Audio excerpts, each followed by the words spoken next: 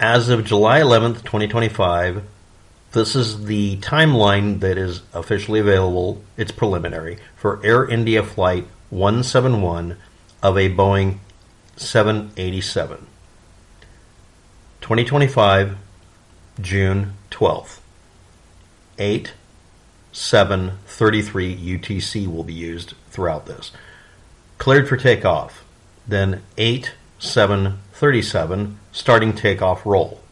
Then 8/8/35 at takeoff speed. And then 8/8/39 liftoff and in the air. That is the actual takeoff, not when they start rolling. 8/8/42 UTC, they're flying at 180 knots and would have been time for pulling up the gear.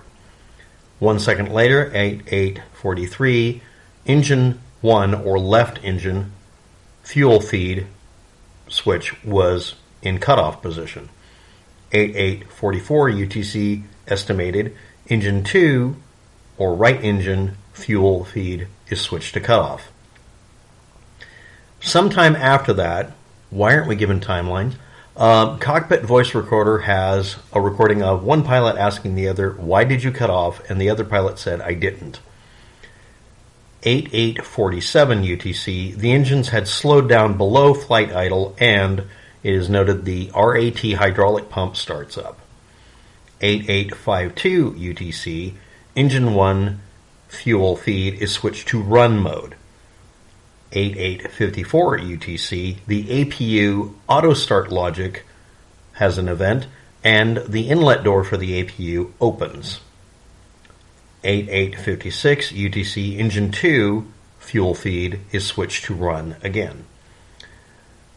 8/09/05 UTC, a mayday is recorded.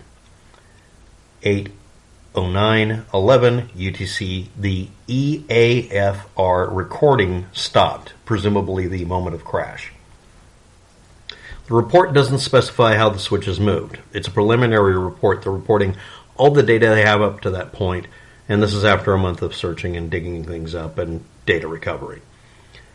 In 2018, the Federal Aviation Commission put out a bulletin, SAIB NM-18-33, a warning on fuel control switches. Do not disengage lock mechanisms that are usually lifted to reposition them.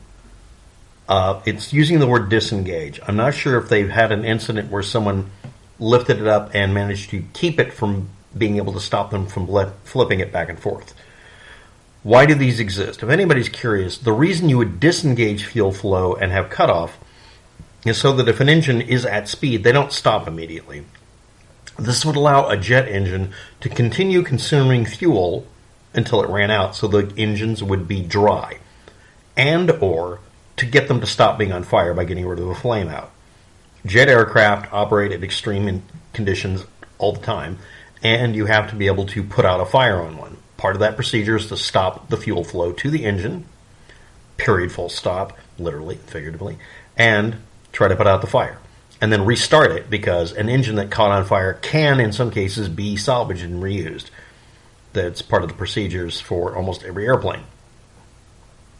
Other reason is that when you're doing something on the ground, you switch them in off position to make sure that something can't happen.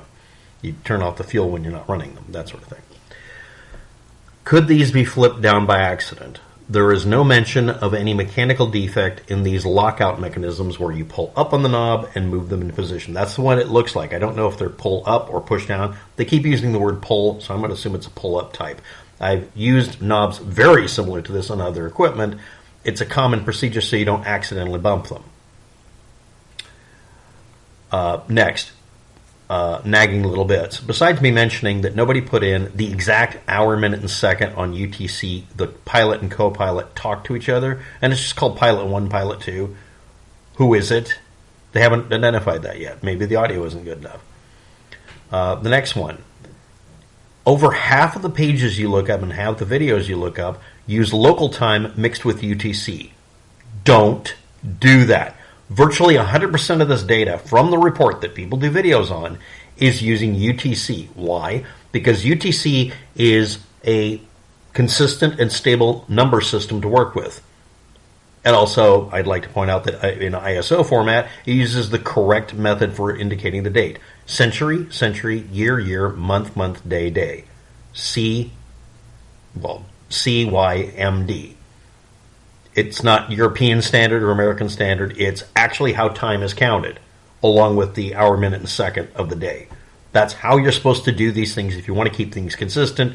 They make a logical flow. You can easily detect errors in the way you type things up. I made like 15 errors because every other site and every other video puts them in a disjointed order, focusing on things like, well, let's focus on the takeoff. No.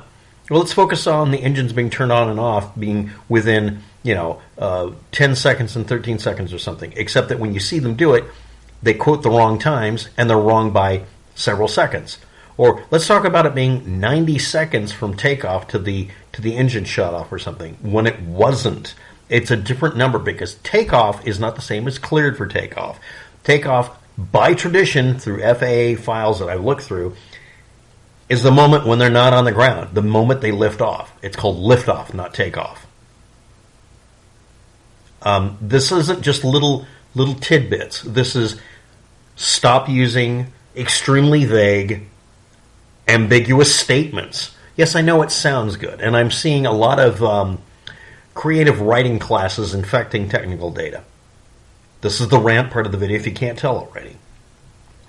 If an FAA bulletin from 2018 has to exist telling people don't defeat the safety feature, that needs to be discussed. Next, it does not appear, we don't have any evidence for, there is no statement out, there is no indication of it being an inherent problem with the 787 period full stop, or this Dreamliner version of it.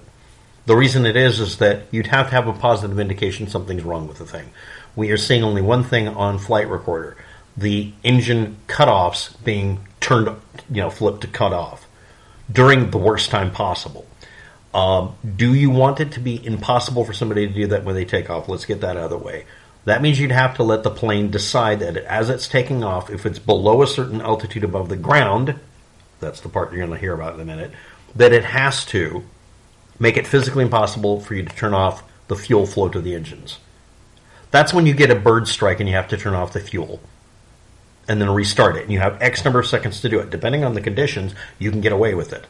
The minimum time for engine cutoff and restart, if during a bird strike, is what you'd have to look up, and I couldn't find any of that, for the Boeing 787. The 787 data book talks about all sorts of things, but they don't talk about what is the minimum period of time you can work with and minimum altitude above ground. All the altitude information you're going to find, yes, people are going to quote it back, are based on air pressure-based altitude, because that's how you do an altimeter. And that's based on you adjusting only after you find out what the air pressure that day was. Therefore, you can figure out air pressure altitude. There's also altitude that's recorded by some planes, but not all, where they literally radar the ground to figure out how much room they have to work with, including detecting poles, wires, and trees. You will hear the warning, pull up, warning wires, warning trees in some of them. Yes, there is a tree detector now, because this happens enough. Takeoffs and landings are when crashes are more likely, but of course they get more paranoid and try not to have them happen. And yeah, this is a crash on takeoff due to an error. Could it be human error? Easily. Could the conversation, why did you cut off, and the other one saying, I didn't, is that an example of them fighting over controls or some other drama stuff you're going to see on Discovery Channel someday? Yeah, it's going to totally be something like that. Someone's going to play it up. Someone's going to have a dramatic reenactment within, probably already has one. Do we know what happened? No. Do we even know when they made that statement? It had to be at cutoff at 8843 and 8844. People are already going off on conspiracy theories about how they were drugged or how they were fighting over the equipment or whatever. I want to explain something. The cutoff position can be maintained by someone physically pulling the knobs forward, shoving forward, and then holding their hand on the equipment and flying the plane one-handed as best they can to simply force start the engine if they're fighting with somebody. Either pilot can override the other. That's why that shit's directly between them. Could someone override it by pulling it down? The equipment was found on the on position, pushed up, and they were restarting it. There's a 10-second or 14-second, depending how you look it up or how you estimate it, between shut-off and startup. Yes, that exists. Is there enough time to restart the engines? How much altitude do they need above ground? Not altitude you see that's in meters, kilometers, yards, miles, whatever. How high above the dirt and trees were they? And building tops. You have to do all of this based on minimum building height, or maximum building height, excuse me. Most airports have max height requirements for you to fly and minimum height requirements that are based on. There are some of them with max height because of other traffic. There's an incident a while ago where that was very important. Somebody flew too high, not high enough. It's not that there wasn't high enough. In this case, they would have been informed what the minimum height was based on air pressure that moment. It would be in the system. It's part of the telemetry and other methods used for the airplane. Next, inevitably, yes, someone's going to say this, so I'll get it out of the way. Oh, well, there's this weird system in all of them that's supposed to be preventing hijackers, but hackers can make the plane crash. And if you're not aware of it, that has never been true. Now, I'm not going to say it any further than that, other than if you contradict that basic statement, you are a fucking idiot. Anyway, this is 11 minutes of your life I hope wasn't a waste. I hope the majority of this was you just being able to read what's below in the description.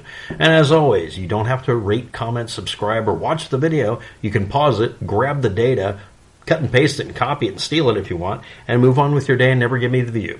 And I encourage people to do that because that's better than you listening to me rant for 12 minutes. Final. A lot of pages are hinting at, well, I know some details that are in the background. Anyone who claims they know more than what you were just presented with is lying. No, they don't have an inside track. That's a lie. And there's a shit ton of YouTube channels and websites that are going to do that. And they're going to get cagey and act cute about it. Felt cute, might lie about a disaster. These people disgust me. And there's a shit ton of them. Okay, next. If you feel a need, you can look up the information when they produce an addendum when they do the final report, which will probably be at least another month away, maybe longer, very likely longer, because one of the flight recorders was badly damaged and they're still doing data recovery if they can, because every bit of data must be retrieved and they have to make every effort. And yes, this is one of those things where money is no object. They will do the data recovery. Last and final, the lack of consistency of information, like not having the cockpit voice recorder timestamps down to the second, that's pretty common, unfortunately, and that shouldn't be able to happen. That's it. Thanks for watching. Have a good day. Good luck with that. You'll need it. And again, you didn't have to watch the video. The data is right below my video.